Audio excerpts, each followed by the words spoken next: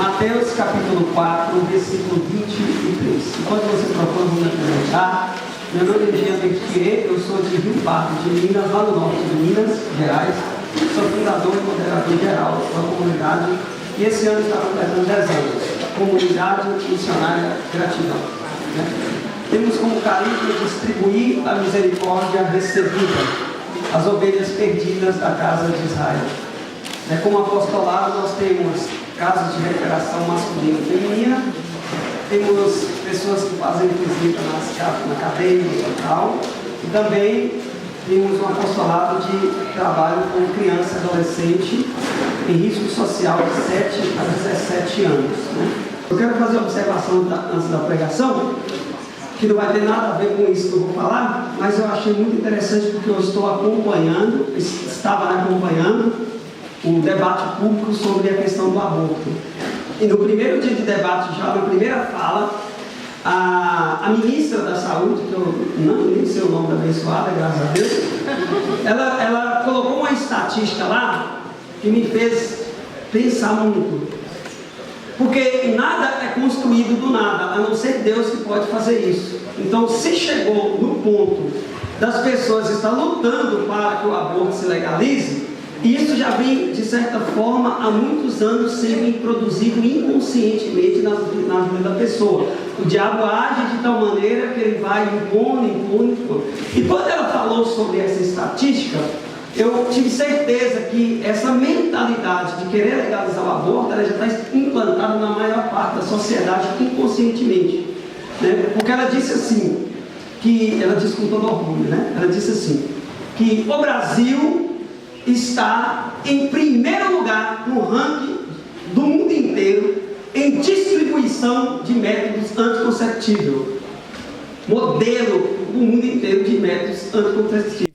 E aí eu fiz uma reflexão, que coisa absurda para nós católicos e vergonhosa, porque o Brasil, como sendo o maior país católico do mundo, dá um contra-testemunho, porque a igreja não admite e não aceita método anticonceptivo. Então, se ela diz que o Brasil é uma referência mundial, está em primeiro lugar como modelo para todos os outros países de método anticonceptivo, isso indica que os católicos vão ter que prestar conta para Deus quando morrer. Os católicos vão ter que prestar conta para Deus, porque a igreja fala e defende o método natural. E isso precisa ser propagado. Isso precisa ser propagado. Talvez não é culpa sua, talvez não é culpa do pároco, mas precisa se armar um esquema para as pessoas criar consciência. Método anticonceptivo é pecado. E um pecado grave, contra a vida. Então eu fiz essa análise com aquela fala da ministra da Educação, e ela falando com todo orgulho assim, que entristece o meu coração, de ver a ignorância do povo católico que ainda insiste. Ela falou assim, eu não sei, vou falar os dados aqui, mas eu não lembro de fato, mas proporcional, ela disse assim, o Brasil era, depois que nós viramos referência entre método conceptivo, o Brasil era 2 pontos alguma coisa em taxa de nascimento, caiu para 1 ponto alguma coisa em taxa de nascimento. Olha que lindo. Olha que lindo, está diminuindo a natalidade. A única maneira da ONU, Organização das Nações Unidas, dar um basta no crescimento populacional é como? Diminuindo de alguma maneira a população. Então a gente precisa ficar esperto, porque essa regra já foi introduzida inconscientemente na mente de muita gente. Eles estão trabalhando para diminuir a população. Por quê? Qual é o objetivo de diminuir a população? Para melhor controlar. Uma família com 2, você controla muito melhor que uma família com 15. Então não existe como ele controlar se os cristãos têm 5, 10, 15 filhos, 16 filhos, cada cristão tem 20 filhos, como é que eles vão controlar esses cristãos? Nós precisamos diminuir. Foi isso que lá no Antigo Testamento aconteceu, quando o egípcio lá, o Todo-Poderoso, falou assim, nós temos que matar os filhos dos hebreus, porque eles estão tendo filho demais. Como é que nós vamos controlar se eles têm 4, 5, 6, 10 filhos, daqui 10 anos vai estar tomado, eles vão nos vencer. Aí eles falam assim, mata os homens e deixa ser as mulheres. Foi quando salvou Moisés lá, naquela história que todo mundo já conhece. Então a estratégia satânica é a mesma desde o princípio, morte, destruição. Matar, roubar e destruir. Tudo que vem dessas 3 palavras é ação do mal, mesmo que consciente ou inconscientemente. Amém? Então vamos lá, gente. Pega a Bíblia, Mateus capítulo 4, versículo 23. Amém? Jesus percorria toda a Galileia, ensinando nas sinagogas deles, anunciando a boa nova do reino e curando todas as espécies de doença e enfermidade do povo. Sua fama também se espalhou por toda a Síria. Levaram-lhe todos os doentes, sofrendo de diversas enfermidades e tormentos, possessos, epiléticos e paralíticos, e eles os curava. Grandes multidões o acompanhavam, vindas da Galileia, da Decápole, de Jerusalém, da Judeia e da região do outro lado do Jordão. Palavras da salvação. Dá um beijo na sua Bíblia e aplaude essa palavra poderosa. O tema que me passaram é: a regra fundamental é o Evangelho e precisa ser anunciado em todos os lugares. Então preste atenção para você ver e vamos tentar fazer uma análise, porque, primeiro, o anúncio do Evangelho é um direito de todos. Todo batizado tem obrigação de anunciar o Evangelho. Isso está no catecismo, isso está na doutrina, isso está na palavra. Nenhuma autoridade tem competência para fazer uma pessoa parar de anunciar o Evangelho, a não ser que esteja falando heresia, a não ser que esteja falando contra a doutrina da igreja, a não ser que esteja falando coisas absurdas. Aí a autoridade eclesiástica tem como soltar um documento dizendo: você está proibido. Se você está dentro do contexto bíblico, teológico, se você está dentro do contexto doutrinário, ninguém, nem o bispo, pode fazer você parar de pregar. É ilegal, segundo a Igreja Católica, dentro do Código de Direito Canônico e dentro do Catecismo. Isso é fato, né? Não estou falando nada inventado. Então, preste atenção, nós estamos dentro de um contexto hoje que a maioria de vocês, quem é que está vindo pela primeira, quem nunca participou de um encontro aí, levanta a mão, nunca participou de um encontro, olha lá, ó. Só, assim, pode falar, 1, 2, 3 pessoas, a média é essa mesmo, 3.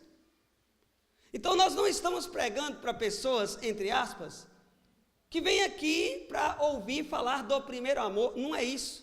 Vocês vieram, até vocês que vieram pela primeira vez, porque Deus tem pressa em relação a vocês. Deus está querendo que vocês se alimentem de algo mais sólido para poder progredir na vida espiritual. Vocês são pessoas que já estão caminhando na vida espiritual.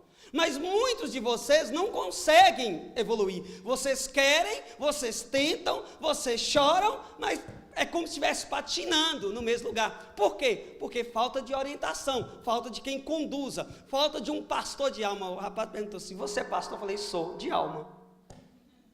Porque eles atribuem pastor a terno, eles atribuem pastor a blazer, né? Mas nada mais digno de que você usar uma roupa nobre num dia que é nobre, domingo.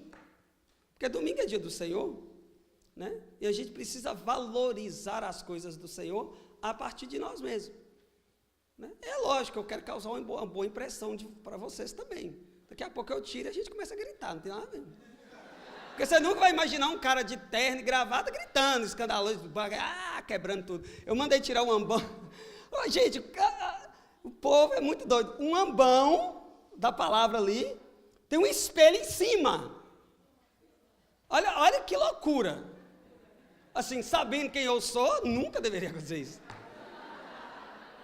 Gente, eu daqui a pouco... É porque, assim, é inconsciente, vai subindo, aí não tem jeito, subiu, acabou, tem que descer alguma coisa. É lei da gravidade. Você entendeu? Então, preste atenção que nós vamos tentar fazer hoje uma observação em vários pontos dessa palavra, que nos traz como tema: a regra fundamental é o Evangelho e precisa ser anunciado em todos os lugares. Primeira coisa, o que é Evangelho? Evangelho é uma palavra grega que significa boa notícia, boa nova, né? E esta boa nova, ela precisa ser anunciada para um futuro próximo, porque é interessante a gente entender que pregar e ensinar é duas coisas diferentes. Jesus fala aqui na palavra que ele ensinava na sinagoga e anunciava a boa nova. Então é duas coisas diferentes. O ensinamento, ele é feito no tempo presente, é uma coisa que vai fazer agora. A pregação é algo para o futuro, é algo que vai anunciar, que vai abrir sua visão para que você possa progredir na vida espiritual. É como alguém falou aqui, eu não sei, alguém falou, eu ouvi em algum lugar, que para você precisar, foi um vídeo que eu vi, para você viver bem, você precisa ter motivo para acordar todos os dias. Então, qual é o motivo que você tem para acordar todo dia? É acreditar na promessa que Deus vai te fazer a partir do anúncio da palavra. Deus te trouxe aqui para te prometer algo. Porque senão ele não ia tirar de sua casa para falar o que você já escuta no dia a dia. Não, a promessa de Deus através do anúncio da palavra é que vai você falar assim, nossa, amanhã eu preciso acordar porque Deus me fez uma promessa e eu estou animado e eu tenho que acreditar e vai vir, vai chegar. E todo dia a mesma coisa. Caso contrário, não vai adiantar. Porém, se fala de regra fundamental do Evangelho. Então, o que tem como fundamento? O que o Evangelho tem como fundamento? Segundo a moção que me foi passada da coordenação do evento. Tem 3 palavrinhas lá na moção profética que foi passada. Interessante. Eu estava procurando, Deus falava comigo assim, não, o Evangelho tem fundamento, porque está falando assim, regra fundamental é o Evangelho. Mas qual é o fundamento do Evangelho? Tem que ter, ué. A regra fundamental é o Evangelho, amém, todo mundo sabe disso, lógico, amém, aleluia, é anunciar a boa nova. Mas o que é fundamento, o que é fundamental no Evangelho? 3 coisas que está lá na moção profética que foi passada. A primeira, eu só mudei um pouco a posição, porque eu achei que deveria ser assim, né? Primeira coisa, arrependimento, está lá. Então assim, para você pregar, né, para você anunciar, para você ser um anunciador, não tem como você não se arrepender pelas coisas erradas que você faz. Todas as celebrações de culto, né, da palavra, né, a celebração da Santa Missa, a primeira parte é a parte do arrependimento. Por minha culpa, minha tão grande culpa, bate no peito. Se você não arrepende, não tem como. Eu sempre digo, repete comigo assim, ó, eu não tenho problema com o pecado. O meu problema é arrependimento. Gente, nós não temos problema com o pecado, porque Jesus já comprou o nosso pecado, é dele. Agora falta entregar a mercadoria. O problema é que nós somos desonestos. A pessoa vai lá, compra, a gente não entrega. A mercadoria já começou. É o Satanás que fica enganchando as coisas. Daqui a pouco pica o pé em tudo.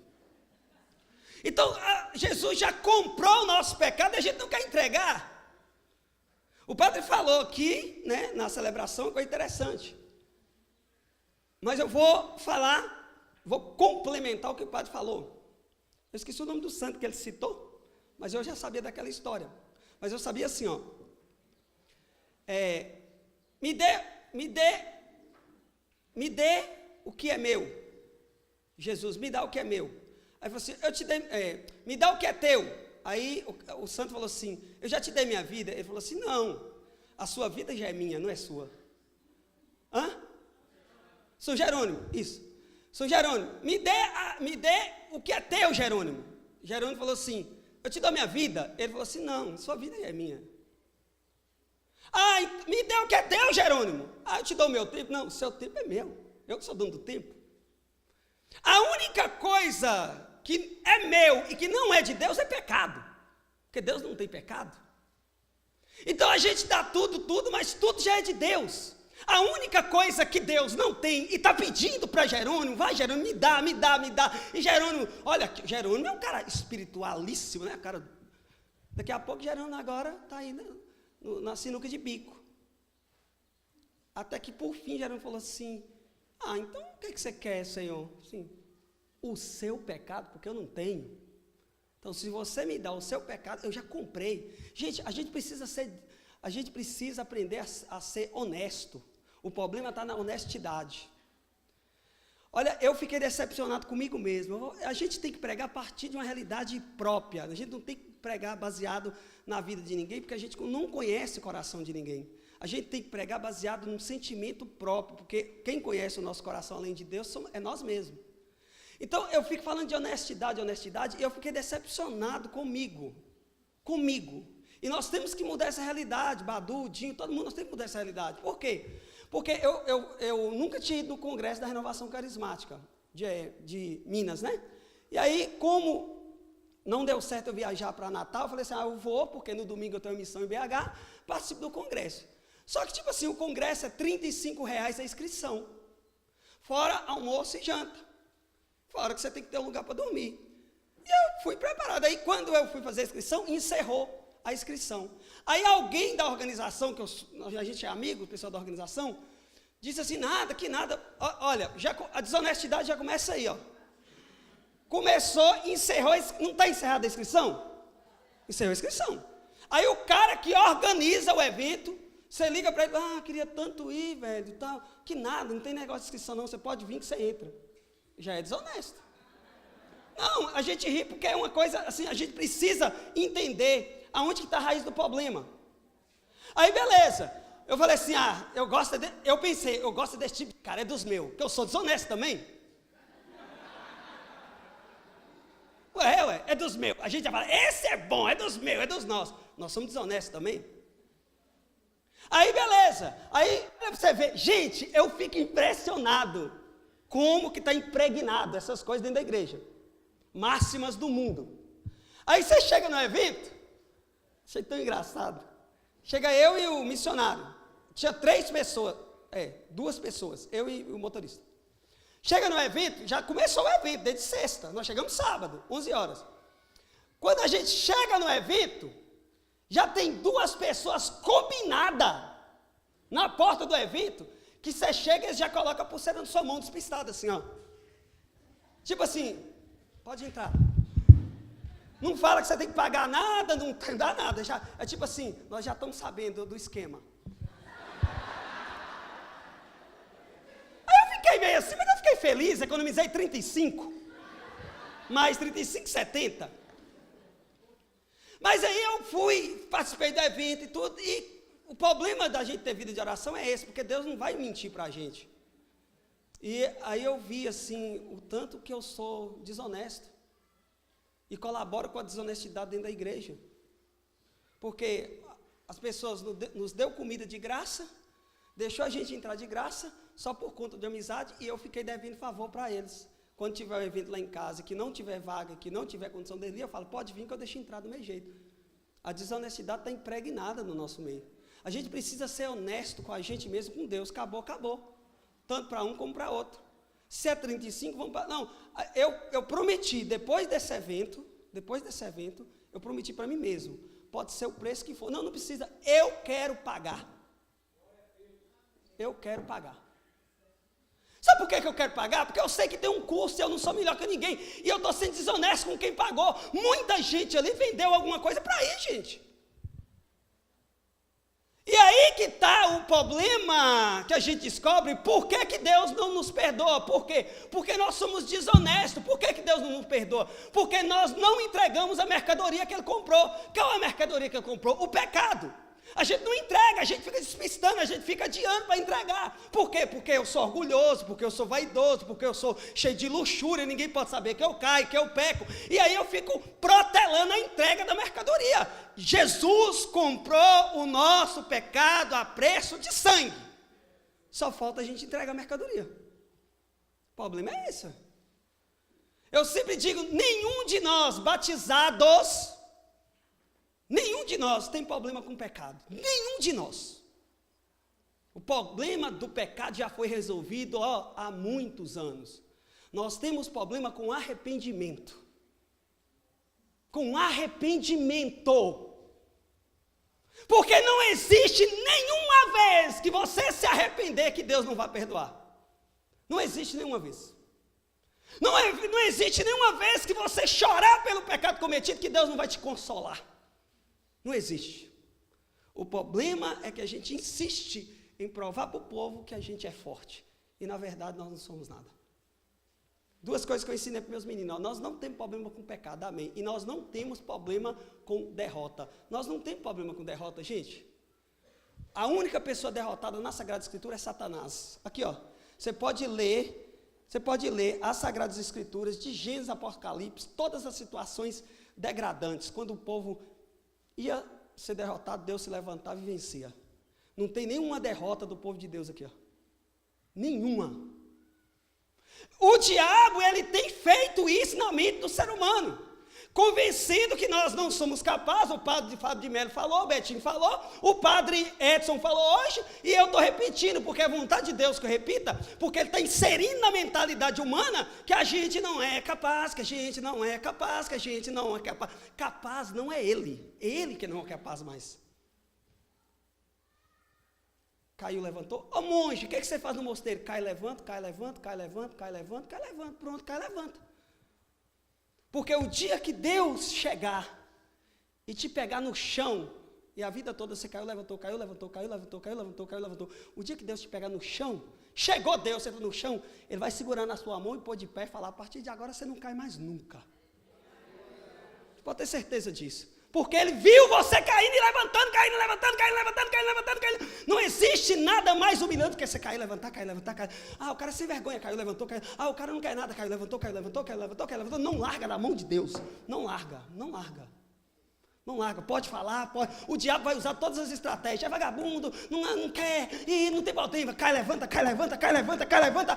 Porque o dia que Deus chegar na segunda vinda gloriosa e te ver no chão, eu estou vendo a cena. Ele te segura por braço e fala assim, fica de pé agora. Eternamente, não cai mais não.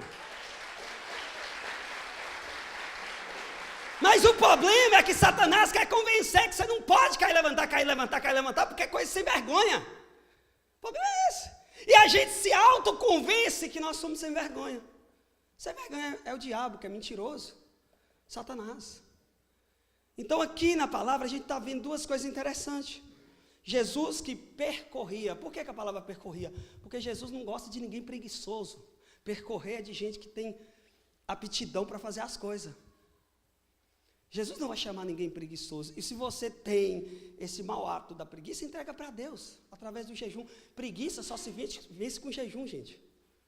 É só você ligar quando você está com a barriga cheia, o que você sente? Aquele peso, aquela... Você enche a barriga e você chega a ver a estrela, assim, ó. Preguiça só se vence com jejum. Preguiça só se vence com jejum. Por isso que a igreja nos traz esses remédios, tanto o sacramento como essas formas de a gente evoluir espiritualmente. Então, aqui no Evangelho de Mateus, a gente está vendo claramente, Jesus dizendo assim, olha, o narrador, Mateus está dizendo, ensinava nas sinagogas e anunciava o reino de Deus.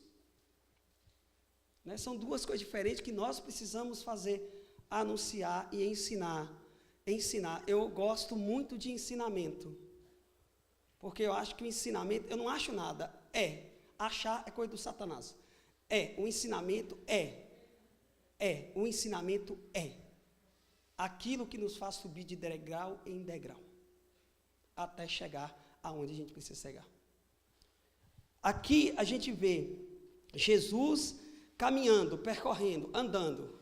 Essa palavra percorrer está dizendo, eu não chamo ninguém preguiçoso.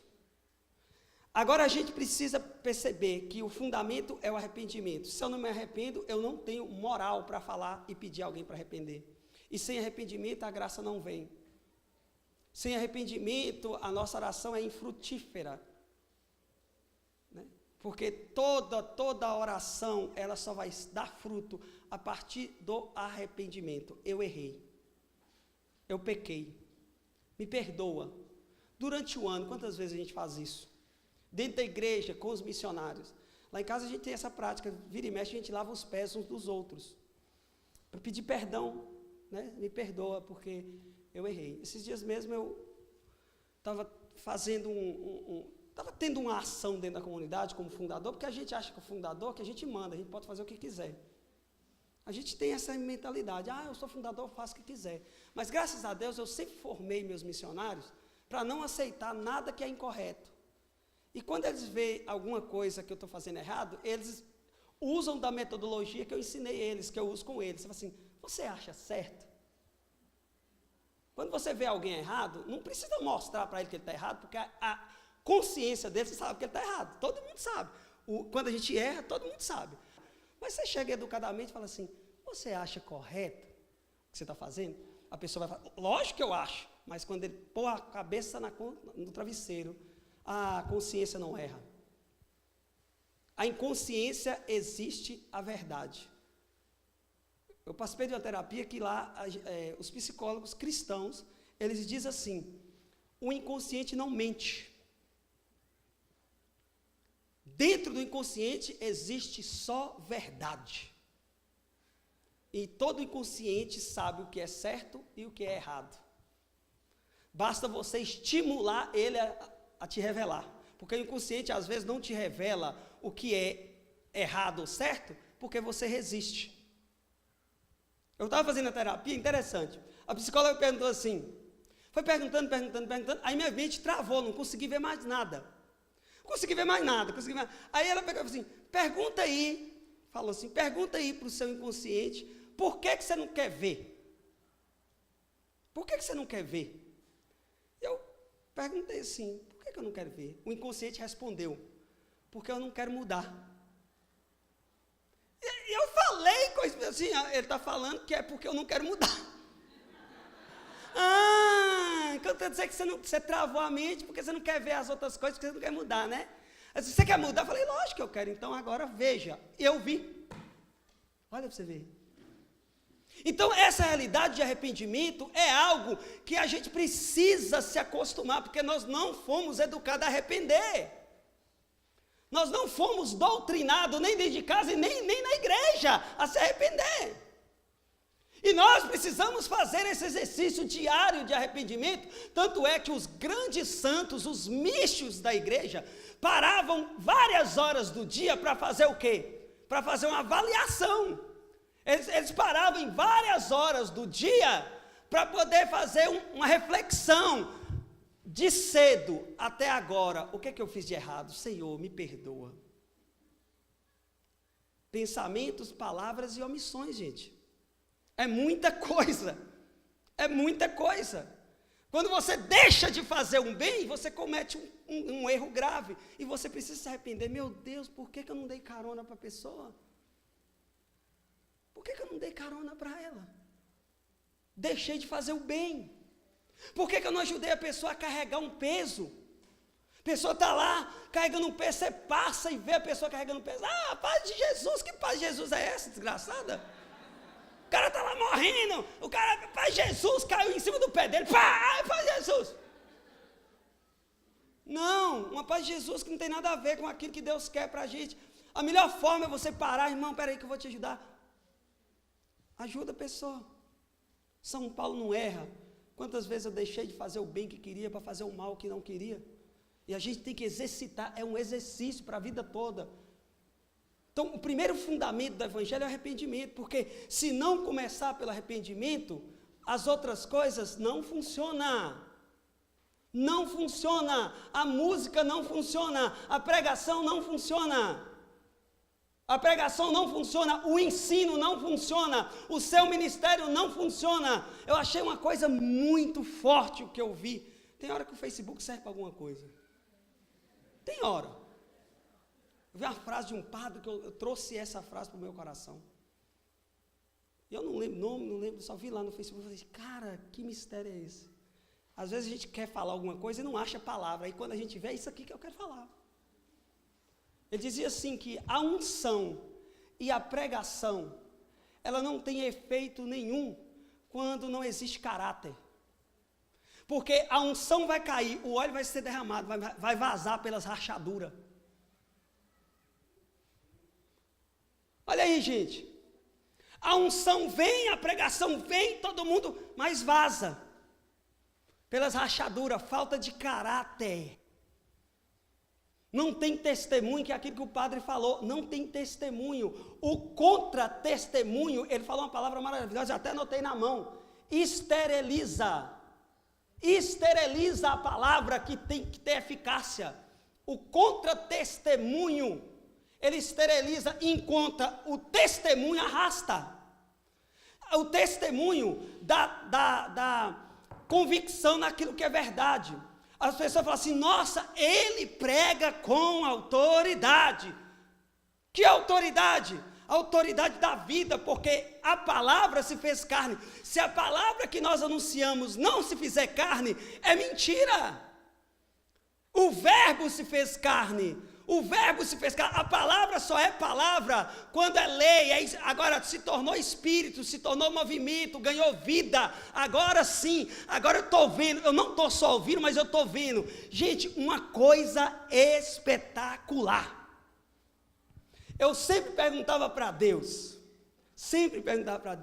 ó Senhor, está diante de ministério, a palavra fala que os sinais acompanham o que crê, e eu prego, não vejo uma cura, nem um milagre. Gente, que loucura! Vou até tirar o terno que essa compensa. Gente, que loucura! Que loucura minha, gente, que eu nunca pensei nisso. Nunca pensei nisso. Se meu coração se inflamou quando Deus falou ao meu coração sobre isso. Ele, olha, não tem nada a ver. Ele fala assim, ó, os sinais acompanharão o que crê. Pode olhar lá no texto. Realizarão cura, milagres, sinais. Não está ligado a esses sinais que Deus está dizendo. O sinal que acompanha o que crê é a mudança de vida de quem fala. É a mudança de vida, porque se eu prego, eu sou o primeiro a acreditar e o primeiro a mudar. Então, o maior milagre não é cura. Quantas vezes a gente ouviu isso? O maior milagre é uma convenção, porque a palavra para fazer efeito no teu coração, ela tem que fazer efeito no meu primeiro. A palavra para te arrepiar aí, ela tem que me arrepiar primeiro, igual está me arrepiando. Porque senão não existe um anúncio autêntico da palavra. Ela precisa transformar a minha vida dentro da minha casa, com a minha esposa, com meus filhos, com a minha comunidade, com a minha paróquia, no meu relacionamento. Caso contrário, o que eu prego para vocês é vazio e mentira. É uma palavra que força a gente a viver o que a gente fala. E mesmo sem querer, a gente é obrigado porque Deus age pela palavra anunciada. Gera um arrependimento. Gera uma vergonha, gera um temor a Deus. E eu falava para casais do SCC sexta-feira lá em Daiabira. As casas precisam colocar para dentro dela o temor a Deus que foi perdido. E o temor vem pela oração. Se você teme a Deus, não é ter medo de Deus, você reza. A maior prova que perdeu-se o temor a Deus é a falta de oração dentro de casa. Porque quando você reza, você tem temor é medo de ofender Deus, e a oração é que vai te pontuar aonde você tem que mudar, aonde você tem que lutar para não ofender Deus. Por isso que o fundamento do evangelho é o arrependimento e depois a oração. O arrependimento, ele te leva a pôr a cara no chão. Literalmente, ele te leva à humilhação. Gente, eu não acredito em um arrependimento que não gera humilhação no coração da pessoa. Não acredito, gente, não acredito. Porque quando a gente arrepende, a gente está admitindo que a gente estava no caminho errado. Quando a gente arrepende de verdade, dá uma dor, uma vergonha, uma humilhação no nosso coração. E humilhação é humus, humus é terra, terra é chão, cara no chão, cara no pó. Então, eu arrependi, mas não sentiu dor, não sentiu vergonha. Não sentiu. Por isso, o Padre Rufus ensina, um grande ensinamento do Padre Rufus, né? No livro A Chave da Cura. Você precisa perdoar a pessoa que te ofendeu, mas você precisa dar o perdão. Quando eu dou perdão, é mais difícil do que perdoar. Por quê? Porque quando eu dou perdão, eu tenho que ir na pessoa pedir desculpa. E não existe nada mais humilhante que você bater na porta de alguém e falar assim, você me perdoa porque eu errei. Não existe nada. E isso gera uma oração, porque a humildade é que atrai Deus, a humildade é que atrai o coração de Deus, e isso está bem explícito na Virgem Maria.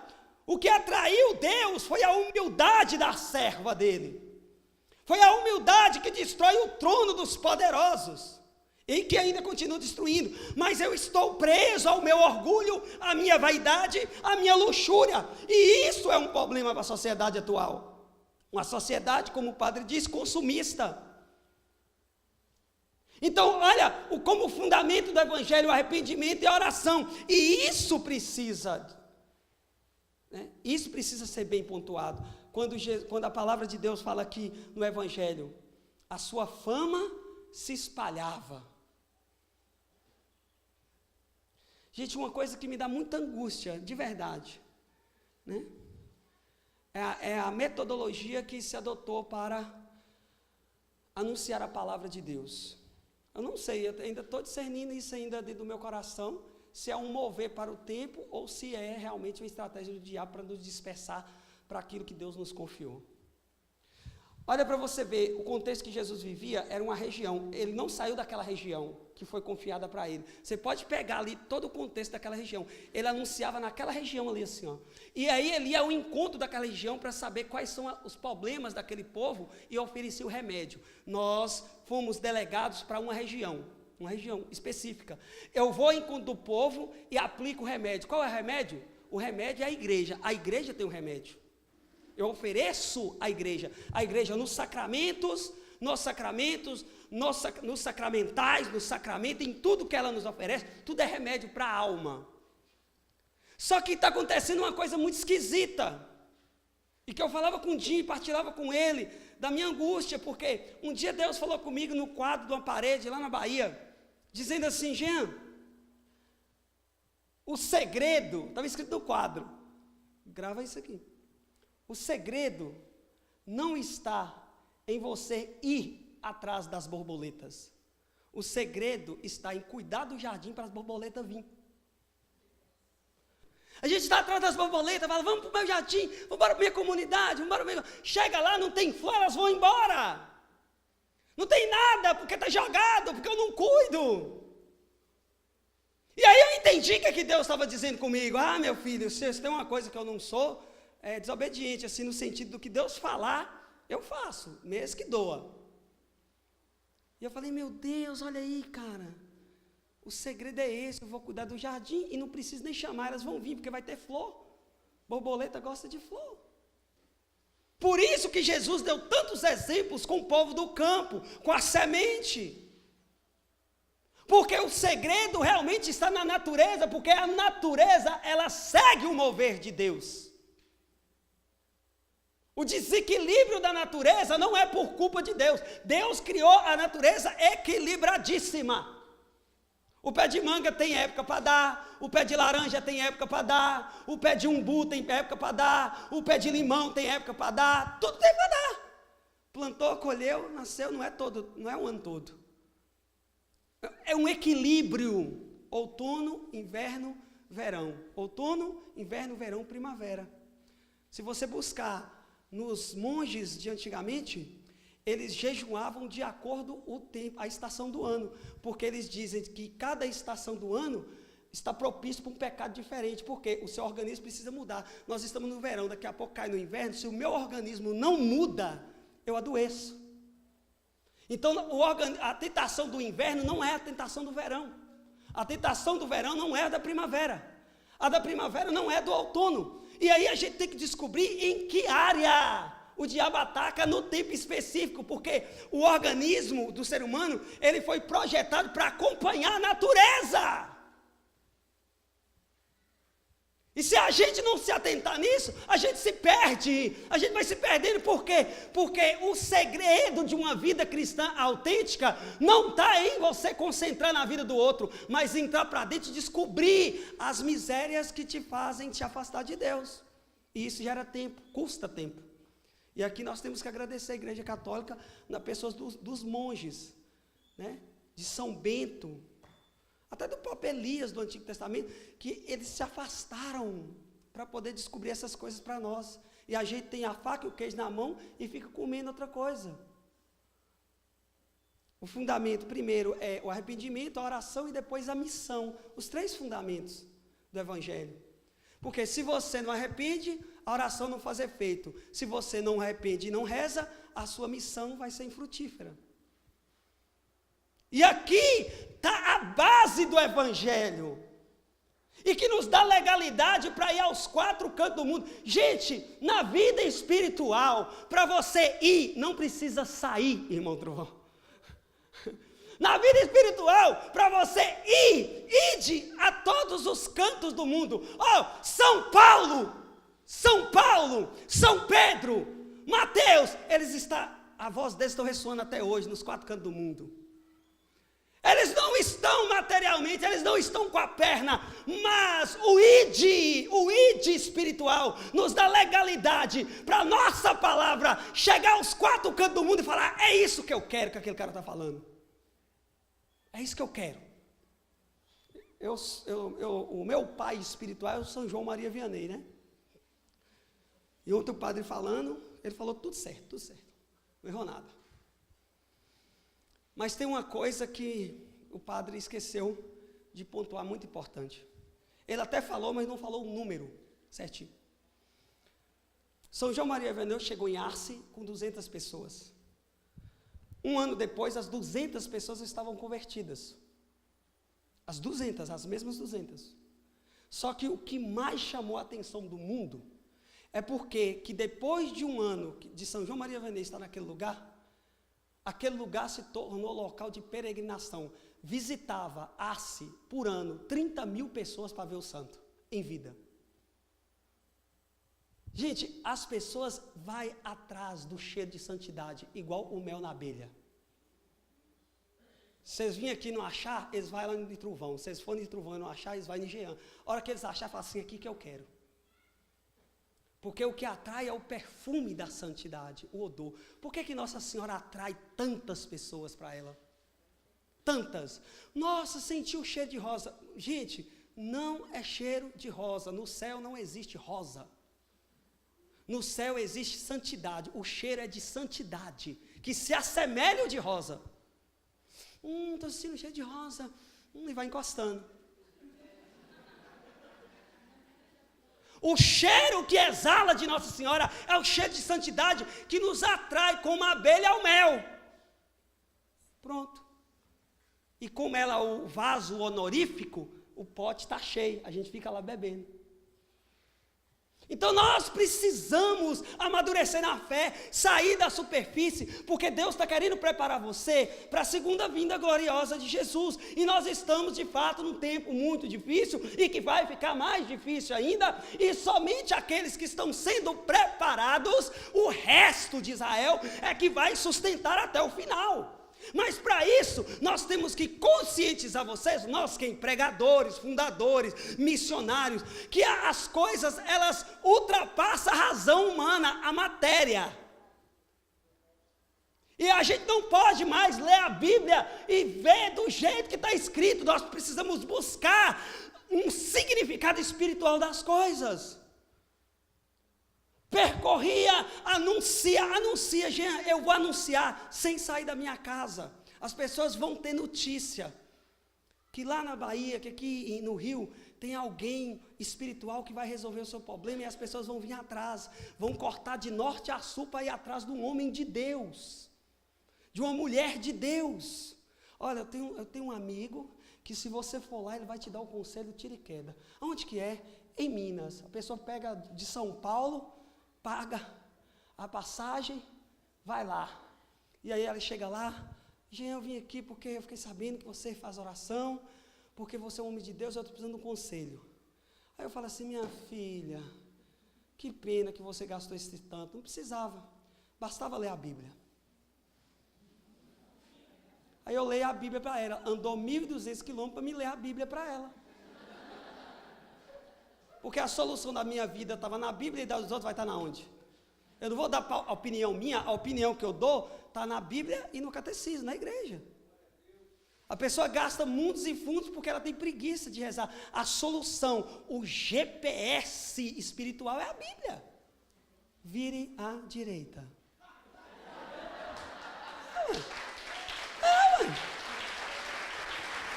O GPS espiritual é a Bíblia.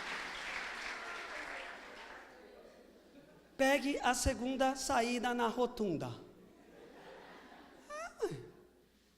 Não existe. Até que um dia eu e Max estavam andando, ainda bem que tinha mais de 2 pessoas no carro, para depois não falar que eu invento. O GPS, nem que a gente anda sempre de GPS. E o GPS é a vozinha da mulher. Vai. Quando 150 quilômetros, você vira à direita. Tá bom, beleza.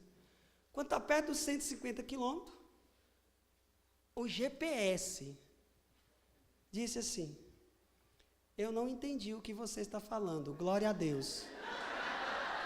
Gente, eu falei, Max, você ouviu? Você ouviu, Max? Você ouviu? Eu falei, gente, não é possível. Até o GPS agora é católico, velho. Ele falou assim, ninguém falou nada, só estava falando pensamento. Eu não entendi o que você disse, glória a Deus. Eu falei, não. A gente fica aí procurando aqui, procurando ali, e na verdade está tudo aqui, gente. A gente tem que aprender a debruçar, a gente gasta mundos e fundos com literaturas, sem antes conhecer a Bíblia. Aí o cara manda para mim os 10 conselhos do pessoal da China para viver melhor. Só conselhos assim. Aquelas coisas de sabedoria humana, né? E eu vou mandar para quem quiser. Dos 10 conselhos para viver melhor, os 10 tem na Bíblia, eu já sabia. Os 10 tem na Bíblia. Lá fala comer menos. Tem na Bíblia. Você come pouco. Saia da mesa sempre com fome. Lá, sabedoria. Tipo assim, os caras leu a Bíblia, como não são cristãos, fala que é ditado popular. Eles pegou tudo do mestre, porque Deus é que sabe de todas as coisas. Deus é que sabe de todas as coisas, está tudo aqui. Como você viver um matrimônio santo, como você viver um namoro santo, como você ser um pregador ungido, como que você tem que ser um missionário, como que você tem um músico de Deus, está tudo na Bíblia. E a igreja, ela vai ainda costurando por fora com os documentos, para poder fazer você entender, porque toda a revelação sai da igreja, não tem nada para ser revelado. Dei verbo que chama. A gente não tem que fazer interpretação. Deus me revelou, você vai olhar, tem um santo que já tinha falado. Esse negócio de acordou de madrugada e ouviu Deus, está nos livros. Deus me falou, lógico que falou. Vai lá, tem alguém que já falou. Eu sempre falava, né, que o grande ato de misericórdia foi a expulsão de Adão e Eva. E nossa, você não sabe o orgulho que eu tinha disso. Cara, velho, eu sou demais, viu? E todo mundo mesmo, né? Explicava. Aí comprei agora, há pouco tempo, né, as explicações de São Jerônimo do Antigo Testamento. Cara, o cara já falava isso há 1000 anos atrás. Eu estou achando que era eu que tinha adivinhado. Não tem nada mais para ser revelado, não tem nada mais. Já foi tudo revelado em Cristo Jesus. Se vocês disseram, meu Deus, discretamente, com ele falando que o valor que você tem, que o valor que ele tem para você é o tanto que você tem dado para ele, pior é quando você escuta do próprio Deus. Senhor, eu dei tudo. Ele falou assim, não, poucas vezes você me deu alguma coisa, falou comigo. E 10 anos que eu larguei tudo. Poucas vezes nesses 10 anos você me deu alguma coisa. Porque você só dá alguma coisa para mim quando você deixa de fazer o que é seu para fazer o que eu estou te pedindo.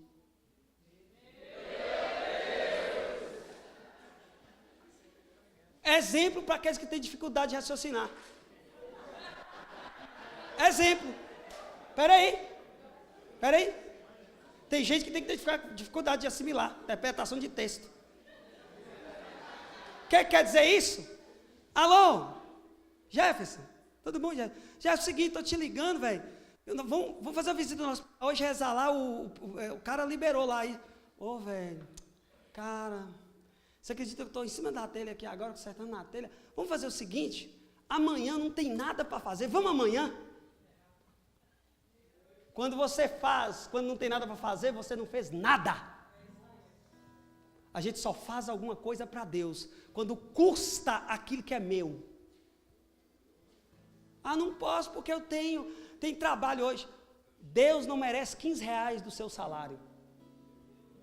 Deus não merece 20 reais do seu salário. Aquele que é dono de tudo. Eu conheci um cara que ele deixou de trabalhar num dia, ele estava devendo e o salário dele não dava para cobrir as dívidas. Mas um dia chamaram ele para servir a Deus, ele falou assim: eu vou perder esse dia de serviço, correndo o risco de ir embora, mas eu vou porque Deus me chamou. E ele foi. Quando terminou o mês, o patrão desse rapaz pagou o salário dele com os 20 ou 25 reais a menos. E quando ele saiu feliz, porque não tinha sido mandado embora, o patrão dele falou assim: volta aqui. Pois não. Eu pensei que você ia falar alguma coisa, porque eu tinha tirado os 25 reais. Mas eu vou te dizer uma coisa. Eu estava rezando e Deus falou que é para me te dar 2 salários esse mês.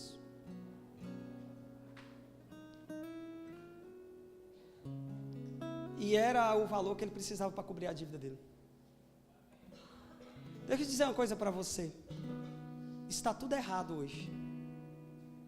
A partir de nós, que não confia mais em Deus nas coisas extraordinárias, nós materializamos tudo. E aqui está um itinerário, porque a sua fama se espalhava pela Síria, e a Síria é composta por Eufrates, mar Mediterrâneo, desde a Capadócia até o Egito, aonde se localizava uma província, uma Palestina que habitava os judeus. A fama se espalhou. Ele não foi lá não. A nossa fama precisa se espalhar. Em toda a região do Rio de Janeiro, precisa se espalhar que tem comunidades ali, que estão realizando algo extraordinário. E as pessoas que estão à procura de Deus, elas estão à procura de Deus nas drogas, não acha. Elas estão à procura de Deus no motel, não acha. Elas estão à procura de Deus na política para roubar e não acha. Elas vão falar assim: tem um lugar ali, a fama se espalhou, aquele lugar lá. Ela fala assim: eu vou lá, porque é o que ela está procurando. E aí é tiro e queda. Quando a gente encontra o que a gente procura, a gente para de fazer as coisas erradas, porque a gente estava buscando o que é certo e não errado. O dia que eu encontrei Jesus, eu parei de fumar maconha, parei de prostituir, parei de roubar. Porque eu procurava Jesus nas coisas. Encontrei o que eu estava procurando de verdade, parei de fazer as coisas erradas. É muito simples. E o interessante de tudo isso, que quando Jesus percorria toda a região, ele ia identificando o sofrimento do povo e aplicando remédio, como eu já tinha dito. Mas teve uma palavra que ele fala assim, ó: grandes multidões vindas, ele não foi, vindas da Galileia, da Decápole, de Jerusalém, da Judeia e da região do outro lado do Jordão. Olha isso aqui para vocês verem, presta atenção. A Galileia, no mundo espiritual, é local de pessoa inconstante. Aqueles que eram inconstantes iam atrás daquela constância que Deus tinha, porque não tem outra maneira de ser constante se a gente não tivesse seguro na mão de Deus, gente. As pessoas saíam da cidade dos inconstantes para ir ao encontro daquele que traz constância. Quando ele dizia que saía da Decápole, a Decápole é uma região de 10 cidades.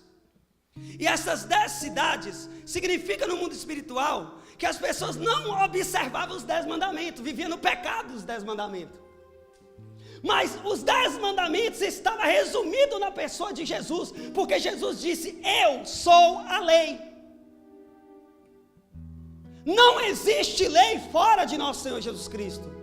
E toda lei fora de Jesus é uma lei morta, porque quem dá o Espírito é o próprio Deus, o próprio Jesus. E não existe nenhum ser humano andando sem Espírito, a não ser que aqui tem andando. É o Espírito que faz mover. Por isso que eu falo, a gente precisa falar mais do pecado. A gente precisa ensinar o povo o que é pecado e o que não é. Porque às vezes a pessoa não sai do pecado por ignorância. E o pecado que faz a pessoa morrer. Porque quem que faz andar? Pensa comigo, quem faz andar? Não é a mente. Quem faz andar não é as pernas. Quem faz andar é a alma que está dentro da pessoa. Se você tira a alma, a pessoa cai igual um saco. Qual é o sintoma da depressão? Ah, não quero andar mais, não quero sair mais, não quero. 80, 90% dos depressivos, não todos, um caso ou outro, mas 90% dos depressivos, tem mais de 4, 5 anos que não se confessa. Uma alma que carrega o peso. Um justo peca 7 vezes, 7 vezes 3, 21, 210 pecados por mês.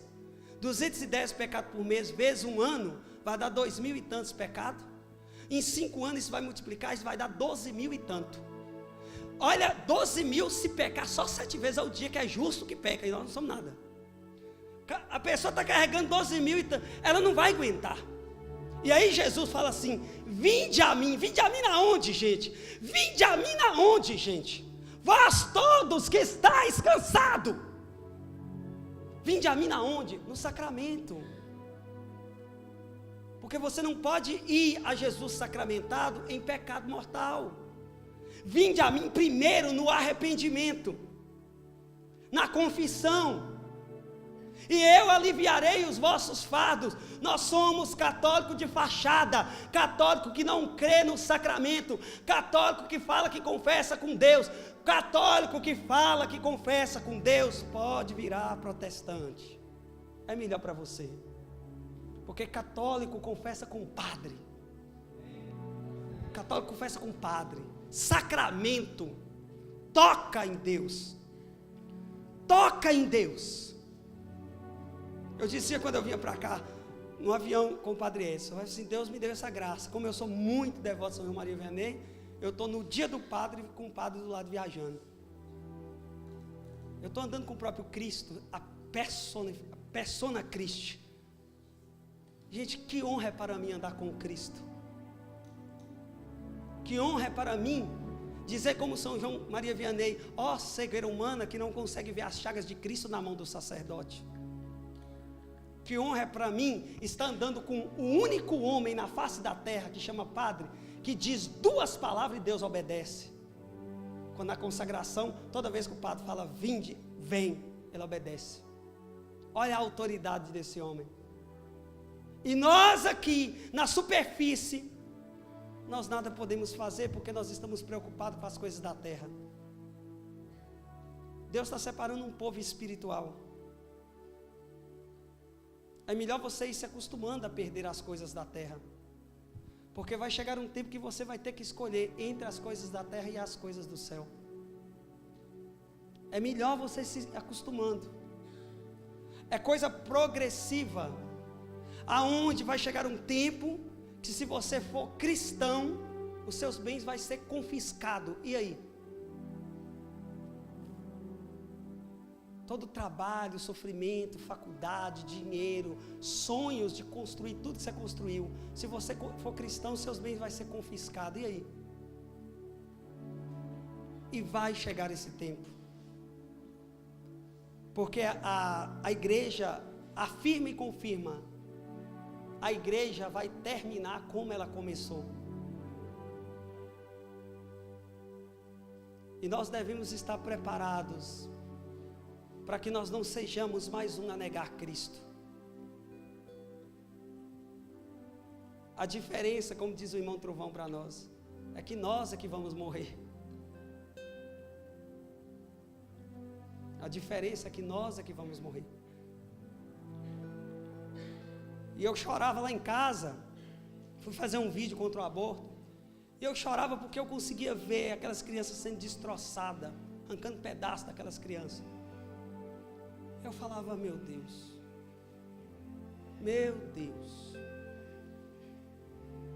crianças que gritam no ventre da mãe pedindo socorro e não pode ninguém socorrê-las. Imagina você morrendo afogado e ninguém para te salvar. A angústia da morte.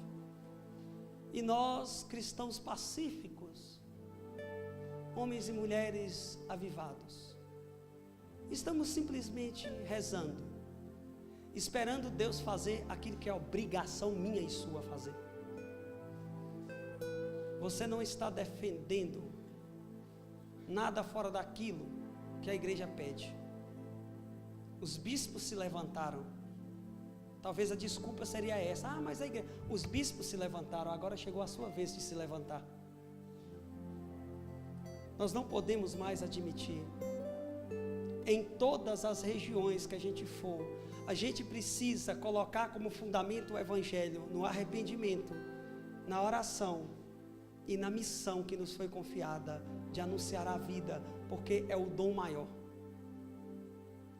Deus dá a vida, o pecado mata. A minoria da minoria está colocando a maioria para calar a boca. E nós não podemos mais ficar de braço cruzado, esperando a resposta do céu, porque a resposta do céu é eu e você, a boca. A resposta do céu é você estar aqui no retiro. A resposta de Deus para os finais dos tempos é você que veio. Nós não podemos mais admitir isso. Quando Jesus fala assim, que do outro lado do Jordão veio gente, atravessa o Jordão, por quê? Porque a pessoa vivia no pecado, passou pela água do batismo e encontrou Jesus do outro lado. Todos aqueles que são batizados encontram Jesus. Chegou o dia e a hora da gente ter coragem de anunciar o Cristo, que está vivo dentro de mim e de você.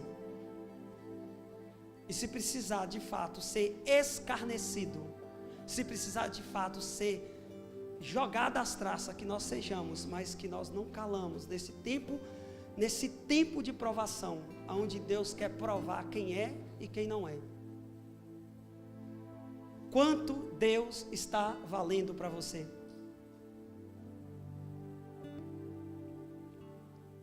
Vamos finalizar para rezar. Eu disse: Deus, Deus, Deus. Nesses 10 anos, poucas vezes eu te servi. Porque quantas vezes eu, ocupado, disse que eu não podia ir, mesmo largando tudo da minha vida. Um dia eu chorei muito, porque eu achava que o que fazia Deus gostar de mim era tudo que eu fazia para Ele. Eu fazia loucamente, fazia tudo. E um dia Deus falou assim: Jean, para. Não é o que você faz que me faz gostar de você. Porque se um dia você estiver na cama, paraplégico, eu te amarei do mesmo jeito. E aí Jesus disse para mim: Jean, qual é o teu valor para mim? E ele disse: olha para a cruz. Olha quanto que você vale para mim. Eu dei tudo por você e você não tem dado tudo para mim. Eu não reservei nem água dentro do meu corpo por você. Eu dei tudo por você e você fica pensando nas consequências de dar tudo para mim. Eu não pensei nas consequências de dar tudo para você. A consequência de quem dá tudo para Deus só é uma: o céu. O céu. E eu quero convidar você a fazer essa oração agora, com aquilo que Deus vale para você.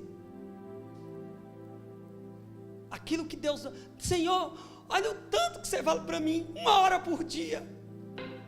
Senhor, eu quero... Senhor, olha que coisa absurda. O Senhor deu tudo, foi a última consequência, não sobrou nem água, não sobrou nem sangue, e eu fico pensando no dia de amanhã, e a tua palavra diz, são os pagãos que se preocupam com o dia de amanhã. É os pagãos que procuram preocupar com o dia de amanhã. Eu quero desejar para vocês um bom retorno para casa, e pedir perdão em nome de Jesus, pela verdade que fere o teu coração, Mas é só um coração ferido que Deus entra. Coração ferido. Existe uma casca. E Deus furou o seu coração nessa tarde para poder dizer: eu quero entrar.